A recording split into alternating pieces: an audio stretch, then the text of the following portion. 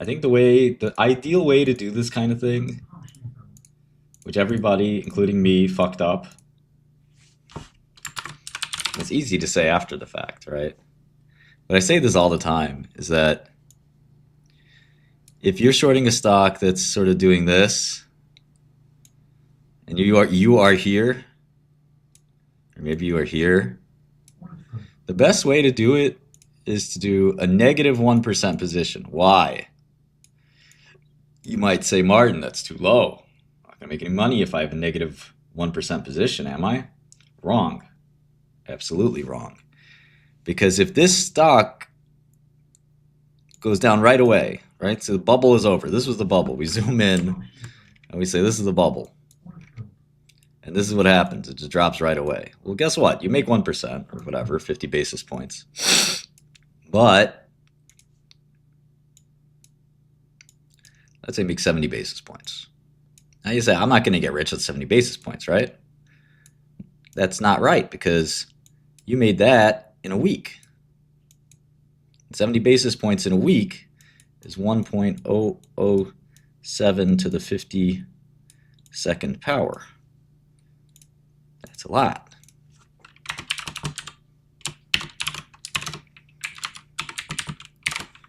That's 44% a year. Pretty good. Okay. Let's say the thing goes up quite a bit on you and you're pissed. Well, at this price, your 1% short is now a 2% short. But let's say you double it up. Say it's 4% short now. All right. And in a new scenario, it also tumbles and drops a bunch. Well, remember, you are down 1% already on your short. So you're going to recover that, but you're going to make, well, I guess you could just say how much does it go down? Say it goes down to, I guess you would make,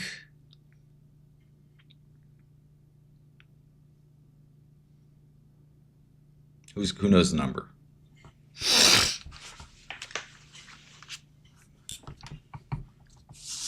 It's a little tricky because it went from negative 1%. So let's say it was $50,000. Then you lost 50K because it was 100K here, but then you double down with another 100K. Let's argue. And this goes down 70%. So you make 70K on this. And this goes down 70%. So you make 70K on this, but you were down 50K on this. You really only make 20K on this. So, okay, so you make, let's say, 50%.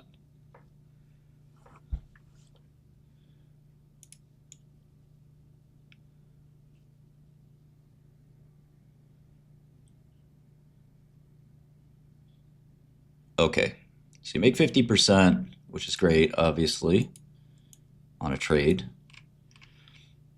So you're up 2% in this case on your whole portfolio. And let's say that took a month. Well, 1.02 to the 12th power is also a very good return.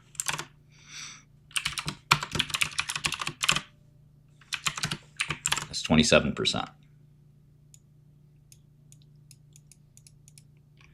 Okay, these are just examples. You can. So let's say this really crushes you. It goes up to negative 8% or something.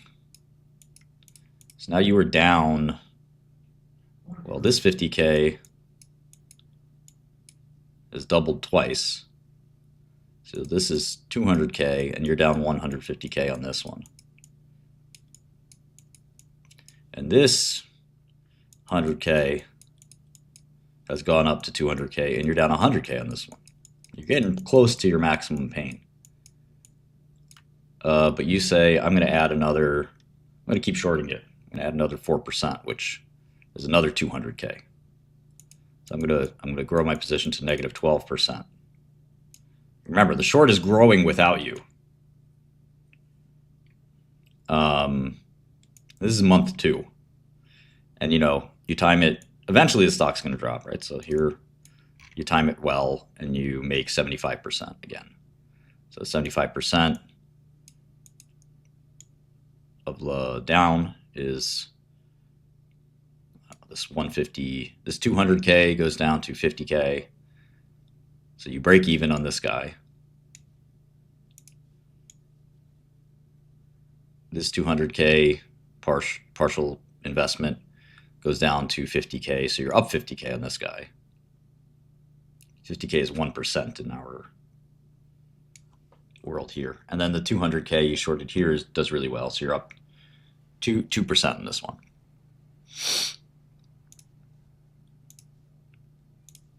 So in this scenario, you make 2% for your portfolio. You took a lot more risk though, and you know, it's a lot less return.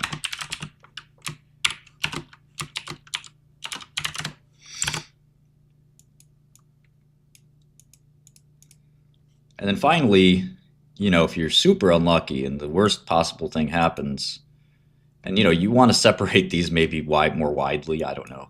This is literally surviving a double, another double, a third double. So I don't know, spaghetti was $1. Nobody shorted it at $1, right? So let's say you maybe got interested at $2. We really got interested at 4. So let's look at 4. So this is surviving a 4 to an 8 to a 16 to a 32, which is not what happened here. So this is 3 doubles. First double is here.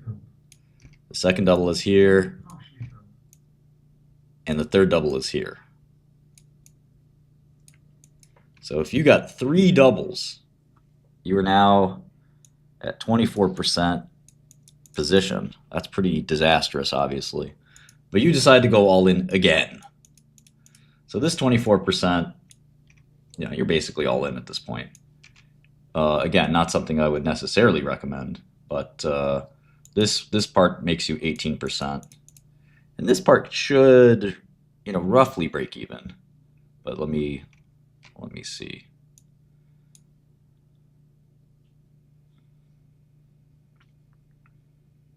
Actually, you would lose money on this part. So you lose 50K in the first part.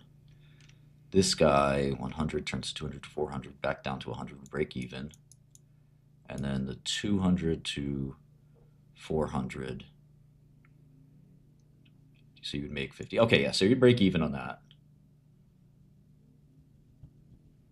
And you'd sort of make 18% in, say, yeah, this is martingaling for sure, but the point is that you're leaving room to live, you know, which is great. So depending on how you do it, let's say that took 6 months, you would make 39%. So the point of my story here, and this is sort of a tiger approach, is that as long as you're certain it's going to go down, and as long as you keep your sizing right, you should be able to survive. And in this scenario, we are literally doubling our position size after 3 doubles, and we still survive. Still survive. You could also decide to start shorting it when it goes down, which is a popular strategy. Either way, you know, the biggest mistakes in money management come from positions that are way too large. Yeah, so the lower you start with, the more room you have for error. And look, I'm not even talking about stop losses. I'm not even talking about, you know, waiting till it peaks and then shorting it. Those are all really good strategies too. But at the very least, if your plan is I'm gonna fight this through to the end, you can't start with a huge position.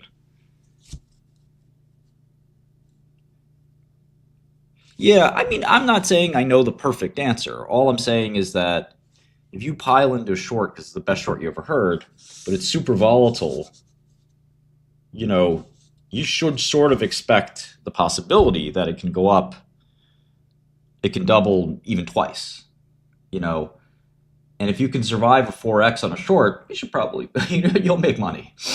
But you know, some people need to be able to survive a 10x or a 20x on a short. It all depends on what your objectives are.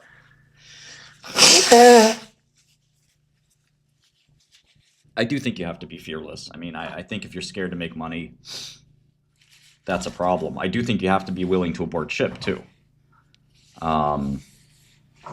You know, a good time to abort ship here was when, like, if I was a more risk averse investor, which I'm obviously not, a good time to abort ship was when Microsoft said it was going to be the year of quantum. Then it was like, okay, Google's in here, but now Microsoft's making noise. Man, this is too. Let me wait. Let me wait. And again, that's hindsight. Hindsight. I'm George Soros, but